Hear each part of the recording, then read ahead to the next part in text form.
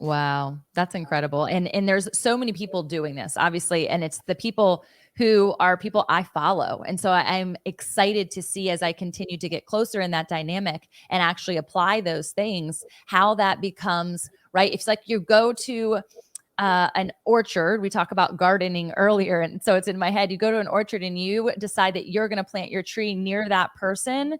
There's going to be crossover in your fruit eventually. It might take time. They might already be there, but eventually there's going to be crossover and they're going to be like, wow, I didn't know a lemon and a lime tree could come together. And we're like, it's Shanda and Tamara. Hello.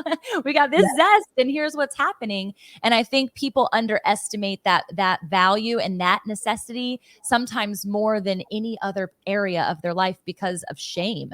And so do you mind talking? Because I know that money is a concept that you like to go right in, as you guys have heard, and we're going to round this out shortly, but talk about how shame has affected people's finances over and over again. I'd say one of the biggest things is not asking for help when they're going through something. So I'm doing something called Shanda on Demand Monday through Friday on our Hardcore Business Facebook page. And I'm doing it because I really want to get people to think about creating $1 million year, $1 million month, $1 million weekend, $1 million day. And all that is just wrapping your mind around hope again and then taking action. And you'll see it's really, it's almost the same strategies. It really is. So I won't go too much into that, but I was saying to them that today, we just mapped out some content that's coming out next week. And I'm going to be telling them to look at their bank accounts, whether you're afraid to look at it or you're not. And then I want them to look at it every day because connection is currency. And so if you put up on a wall-sized Post-it, here's how much money is in my bank account, even if it's dismal, right? I've been dismal before. At least you looking at it, it lights a fire underneath you to stop ignoring it. But when you don't look at the app or you don't look online or you just wait for your statements to come in, you're sadly usually disappointed with the fruit. And so first of all, I think you need to track it and you need to get real with it because then you can get real with getting yourself moving. Second of all, and that faces shame right there for many people, not all, but for many.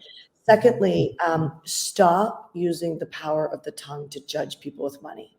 There's a reason why people with money, I have a friend who's coming out here who lives in a town and it's a town of believers. And the level of shame that they live with is so big that my friend's wife said to me a few months ago when we were together that they have no friends in their little town because people judge the fact that they have a lot of money. I mean, he's 53 years old. He was done at 50. And he dedicates his life to help people like me, like sit on our boards and grow our businesses, right? So now what did I just say? A board of people, that's your friends, or it's an organized board for a company. But my point is who's advising you matters. And if you are going to get stuck in it is a very self-centered conversation. Your money is not just for you. I mean, if you really look at scripture, you have been commanded to make more money than you need so you can be a blessing to others. You have also been told to make a lot of money because of the friends you will keep. You are also told that money gives you authority, right? So now look at speaking to the mountains. I'm not saying that you don't have authority if you don't have money, but I'm just saying who you become when you have money is great leadership to tackle anything that comes your way because everything breaks, y'all, right? Everything breaks. I mean, everything breaks in many relationships.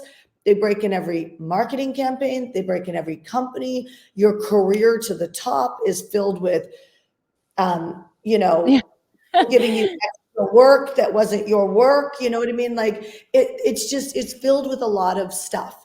And so who you are to get there matters. So I think if you could just get connected and drop the shame on your own finances and realize it's all a build and that there's it's going to break and who you are to fix the break matters. And then stop shaming other people because I'll tell you, there are videos out there that I say, I'm just not a jet girl. And I didn't dawn on me. It was more me trying to, I think, land the communication to people that because I talk so much about money that I just don't want people to think I'm only about money. Sure. Right. However, it touches everything I love. Yeah, You it's know, so I got good. to tell my son this morning, he's not allowed to play the game Roadblocks, but I got to tell him that he owns stock in that company today. That's You know awesome. what I mean?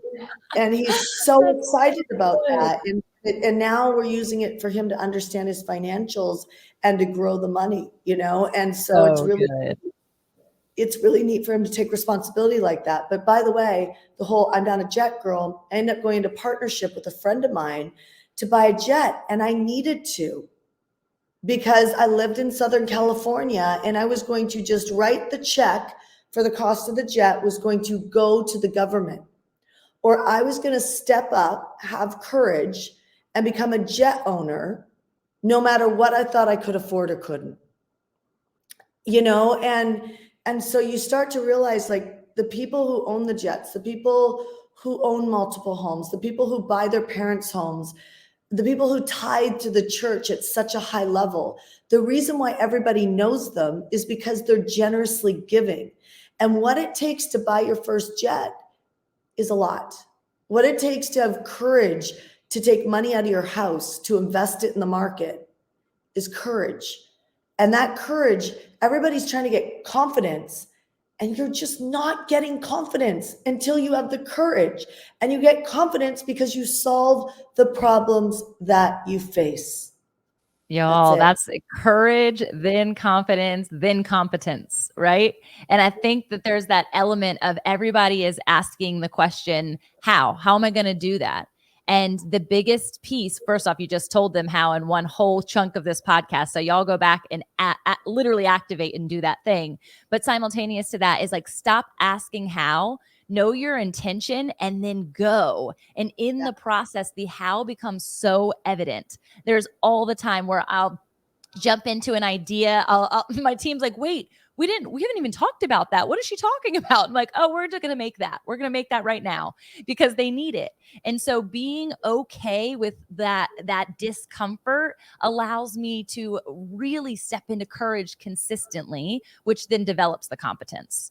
So I hope that people who are listening don't do it blindly. Like she was saying, it's this element of faith every single time. Absolutely. But don't let fear be the precursor to that. Let it be the thing that's behind you, pushing you forward. Yeah. And somebody would say a good podcast to follow as well is anything with Dan Sullivan on it. Oh, He's the yeah. one that had me really discover like courage was first, then it was confidence, and then it was competency. I was like, oh yeah, because everybody would come up to me and say, Shanda, how are you so confident? And I'm like, I mean, because I just handle the problems, you know? And so Dan Sullivan's a great person for people to watch because he just articulates it so well where you can just go, okay, because they don't teach us this in school. Right. You know, No. And don't. they should.